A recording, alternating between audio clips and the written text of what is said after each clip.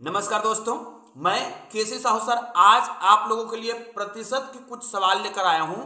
और इस प्रकार के प्रश्नों में अक्सर कंफ्यूजन होता है और ये सारे कंफ्यूजन दूर हो जाएंगे आज की वीडियो के बाद। देखिए, आज की वीडियो में हम इन दो प्रश्नों पर चर्चा करेंगे, लेकिन इनसे पहले हम इसके बेसिक पर भी चर्चा करेंगे कि वास्तव में प्रतिशत निकालते समय हमें कौन सी सावधानी बरतनी चाहिए। सबसे पहले आप देख लीजिए, यदि हम निकालते हैं तो इसका उत्तर क्या होगा। चार ऑप्शन मैंने लिख रखे हैं। जैसे पहला ऑप्शन में 0.1, बी में 0.001, सी में 10% और डी में मैंने लिख रखा है 100। तो इनमें से कौन सा उत्तर सही है आप लोग मुझे कमेंट करके जरूर बताइएगा। और याद रखिए, इस उत्तर को आप लोग ऐसे तुक्का मार के नहीं बताना है, थोड़ा से हल करना है, उसके बाद ही बताना है। यहां पर देखिए, मैंने थोड़ा प्रश्न को अलग ही प्रकार से लिया है। जैसे 10% को यदि 10% से गुना किया जाए, उसके बाद उसको 10 से भाग दिया जाए, उसके बाद मैंने ब्रैकेट लगाया, उसके बाद 100 लिखा है, तो इसको पूरा जब हल करेंगे तो इसका उत्तर कितना आएगा ये भी आपको मुझे कमेंट करके बताना है। इसका उत्तर ही मैंने लिख रखा है यहाँ पर 1000, उसके बाद 100, उसके बाद 0.1, उसके बाद 0.001।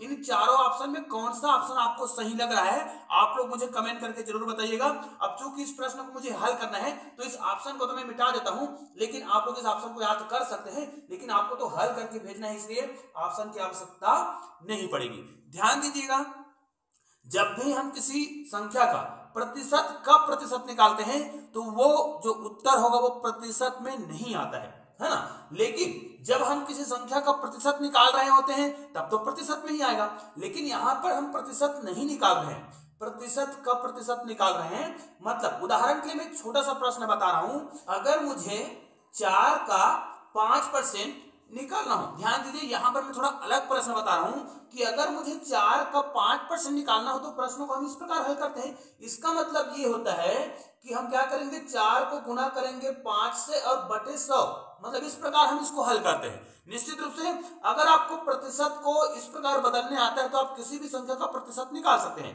अब इसको आप गुना करेंगे तो क्या हो जाएगा, 5 चौक 20 हो जाएगा, मतलब ये हो जाएगा 20 बटे 100। अब इसको जब आप कटाएंगे तो इस प्रकार होगा।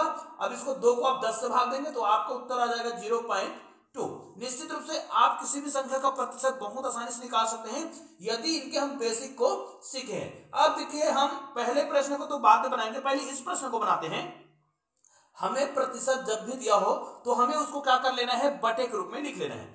जैसे यहां पर 10% लिखा है तो इसको मैं क्या करूंगा, 10 बटे 100 करूंगा। पहला काम हो गया।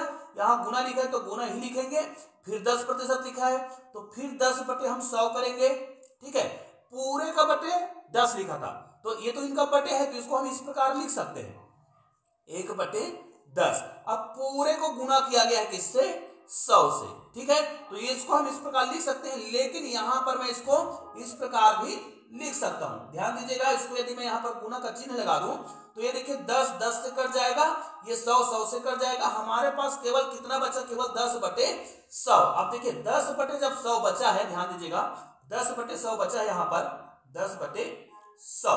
ठीक है, अब 10 बटे 100 को आप इससे कटाएंगे तो आपके पास केवल कितना बचा, 1 बटे 10 बचा।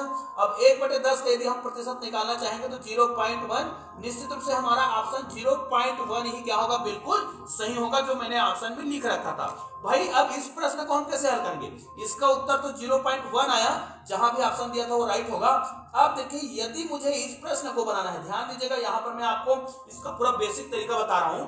भाई यदि मुझे 2 का, ध्यान दीजिए, मुझे 2 का 5% निकालना होता तब मैं क्या करता, तो मैं सिंपल सा 2 को गुना करता 5 से और बटे 100 करता, तो 5 दूनी 10 होता और बटे 100 होता, तो ये कट जाता। आपके पास बचता कितना, 1 बटे 10 बचता। और 1 बटे 10 को हम किस रूप में लिख सकते हैं, 1 बटे 10 है, इसको हम 0.1 के रूप में लिख सकते हैं। लेकिन यहां पर जो प्रश्न है वो 2% का 5% है, तो हमें थोड़ा सा सावधानी बरतना होगा कि 2% का मतलब 2% का, और का मतलब हम गुना लिख देंगे यहां पर, है ना, तो ये गुना हो गया।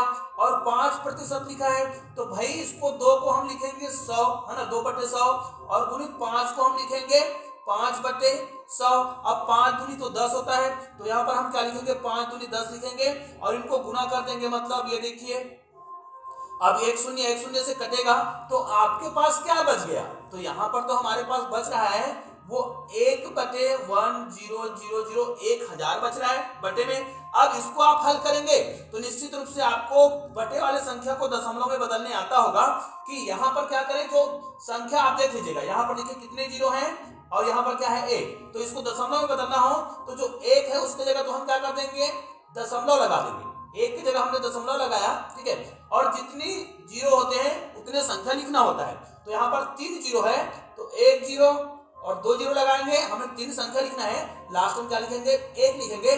तो ये हमारा फाइनल आंसर है जो ऑप्शन में आपको कहीं ना कहीं दिख रहा होगा। निश्चित रूप से आपको लग रहा था कि ये ऑप्शन सही होगा या फिर ये सही होगा, लेकिन नहीं, बिल्कुल हमारा कौन सा ऑप्शन सही है, बी वाला ऑप्शन सही है। तो निश्चित रूप से यह गणित आपको बहुत आसानी से समझ आ गया होगा और निश्चित रूप से इस वीडियो को आप अधिक से अधिक शेयर जरूर करेंगे। और दोस्तों ऐसे शानदार वीडियो के लिए आपने अभी तक चैनल को सब्सक्राइब नहीं किया ना, तो चैनल को सब्सक्राइब करके बेल आइकन को प्रेस कर दीजिएगा और ऑल को टच कर दीजिएगा। दोस्तों मिलते हैं ऐसे ही और बेहतरीन वीडियो के साथ, तब तक के लिए जय हिंद जय भारत।